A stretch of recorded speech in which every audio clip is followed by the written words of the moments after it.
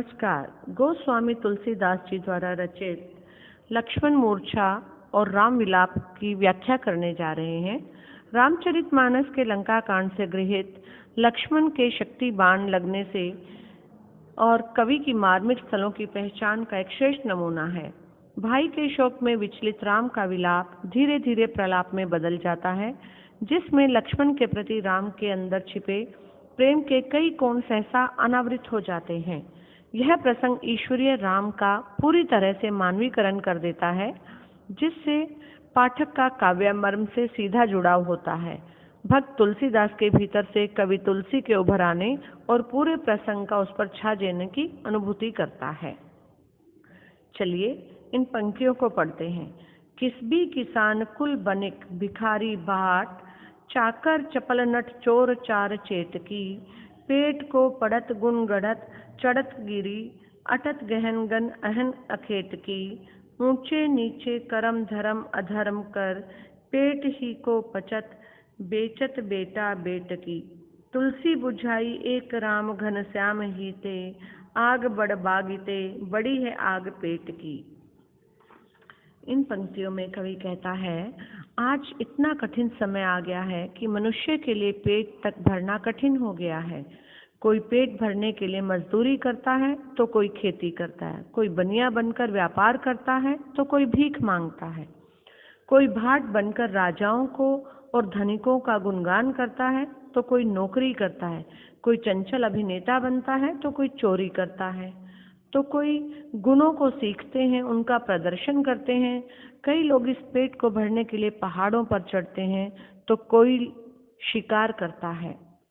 पेट भरने के लिए ही लोग ऊंचे नीचे धर्म अधर्म के कार्य करते हैं, यहाँ तक कि पापी पेट को भरने के लिए लोग अपने बेटा बेटी को तक बेच देते हैं।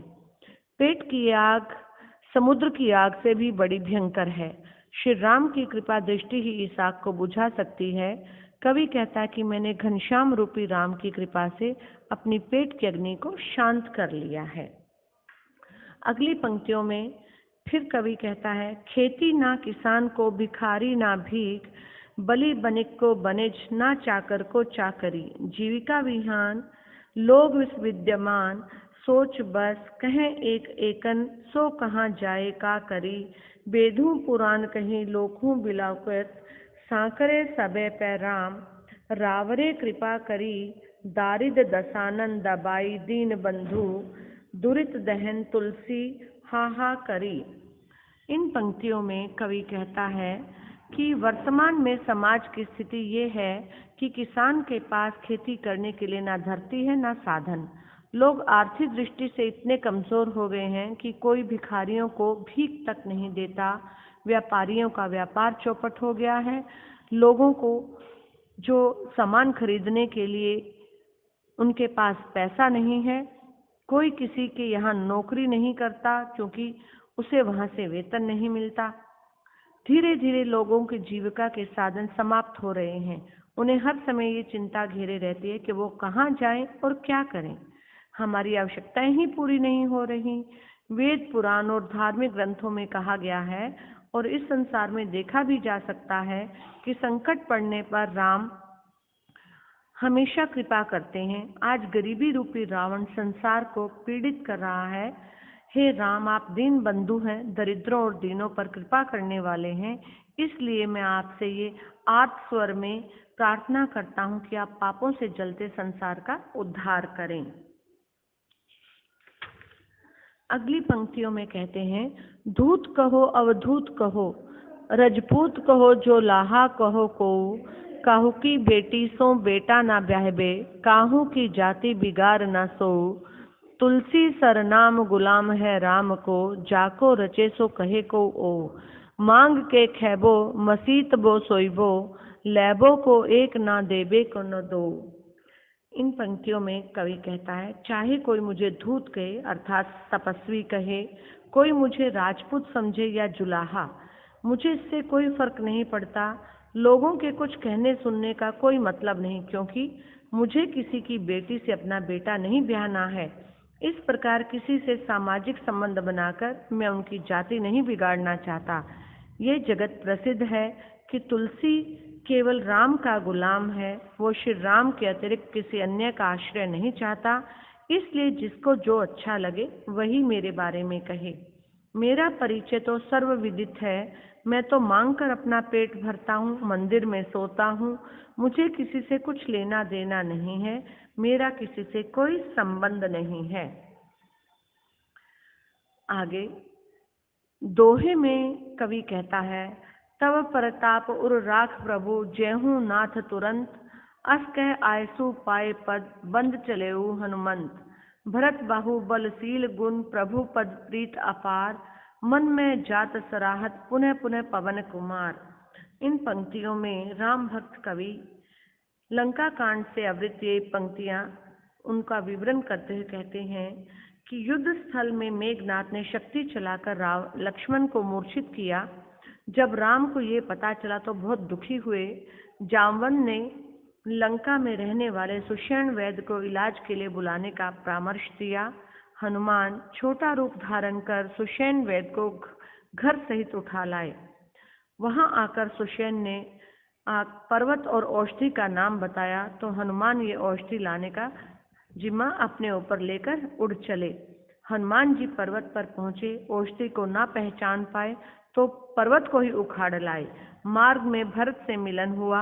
हनुमान जी भरत के चरणों की वंदना करके बोले, हे नाथ, मैं आपका प्रताप हृदय में रखकर तुरंत चला जाऊंगा। ऐसा कहकर उनकी आज्ञा पाकर भरत जी के चरणों की वंदना करके हनुमान चल दिए। जहाँ राम लक्ष्मण निहारे, बोले बचन मनुज अनुसारे, अर्धरात गई कपि नहीं आयो, राम उठाए अनुज उर लायो, सकूँ न दुखत देख मोहे काऊ, बंधु सदा तव मृदुल सुभाव, मम हित लागे तेजु पिता माता, सेहु विपन हित आत बाता। इन पंक्तियों में कवि कहता है, वहां लक्ष्मण जी को देखकर श्री राम साधारण मनुष्यों के समान वचन बोले। आधी रात बीत चुकी है, हनुमान अभी तक नहीं आए। ये कहकर श्री राम ने छोटे भाई को गले से लगा लिया। फिर राम कहने लगे, हे भाई, तुम मुझे कभी दुखी नहीं देख सकते थे। तुम्हारा स्वभाव सदा से ही कोमल था। तुम मेरे हित के लिए माता पिता को भी छोड़ आए और वन में जाड़ा गर्मी हवा सभी को सहा। आगे पंक्तियों में कहते हैं, सो अनुराग कहाँ अब भाई, उठो न सुन मम बच पिकलाई, जो जने तौन बंद बिछोहु, पिता बचन मनते हु नहीं ओहु, सुत बीत नर भवन परवारा, होए जहें जग बारह, अस विचार ज्यों जागो ताता, मिले न जगत सहोदर भ्राता। इन पंक्तियों में श्री राम व्याकुल होकर कहते हैं, हे भाई, अब वो प्रेम कहाँ है? तुम मेरे व्याकुलता पूर्ण वचन सुनकर भी क्यों नहीं उठ रहे हो? यदि मैं जानता कि वन में भाई का विछोह होगा तो मैं पिता को वचन ही नहीं देता, जिसका मानना कि मेरे लिए परम कर्तव्य था। पुत्र, धन, स्त्री, घर परिवार ये सारे जगत में बार बार आते जाते रहते हैं, परंतु संसार में सगा भाई बार बार नहीं मिलता। हृदय में ऐसा विचार करके हे तात जागो, तुम्हारे जैसा भाई इस जगत में दूसरा नहीं मिल सकता है।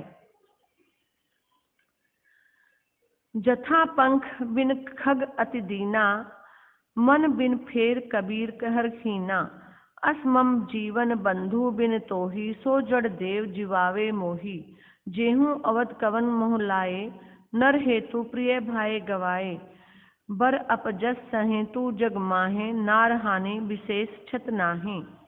लक्ष्मण मूर्छा से व्याकुल राम विलाप करते हैं और कहते हैं, जैसे पंख बिना पक्षी, मणि बिना सर्प, सूंड बिना श्रेष्ठ हाथी अत्यंत दीन हो जाते हैं।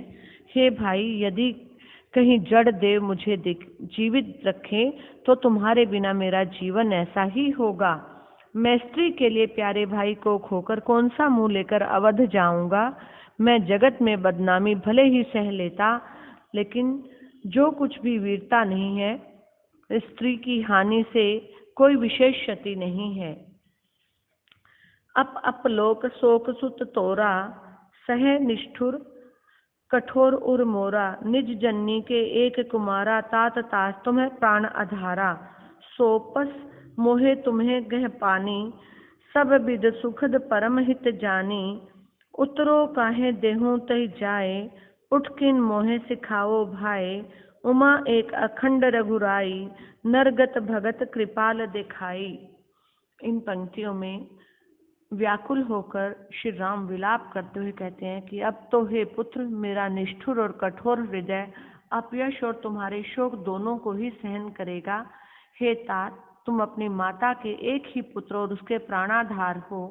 उन्होंने सब प्रकार से सुख देने वाला और परम हितकारी जानकर ही तुम्हारा हाथ मुझे सौंपा था। अब ये जानकर मैं क्या उत्तर दूंगा। हे भाई, तुम उठकर मुझे क्यों नहीं समझाते हो। लोगों को सोच से छुड़ाने वाले राम बहुत प्रकार से सोच रहे हैं और कमल की पंखड़ी के समान नेत्रों से लगातार जल बह रहा है। शिव जी कहते हैं, हे उमा, श्री राम जी एक और अखंड हैं।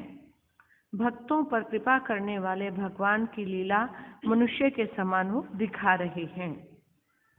प्रभु प्रलाप सुन कान बिकल, भय वानर निकर, आए गए हनुमान जिम करुणा में वीर रस।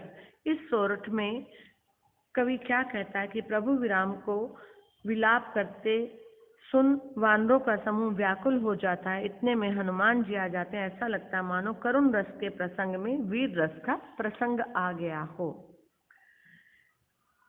इन पंक्तियों में आगे क्या कहते हैं, हर्ष राम भेंटो हनुमाना, अति कृतज्ञ प्रभु प्रभ जाना।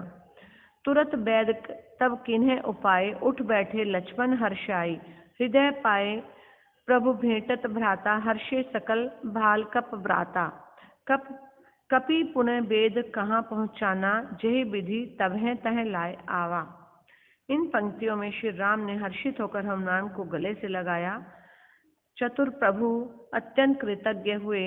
वैद सुषेण ने तुरंत उपाय किया, जिससे लक्ष्मण जी हर्षित होकर उठ बैठे। प्रभु राम ने भाई लक्ष्मण को हृदय से लगाया। भालू वानरों का समूह सब हर्षित हो गया। फिर हनुमान ने सुषेण वैद को उसी प्रकार वहां पहुंचा दिया जहां से वे उन्हें उठा कर लाए थे। उम्मीद है ये कविता आपको समझ आई होगी। आपका दिन मंगलमय हो। धन्यवाद।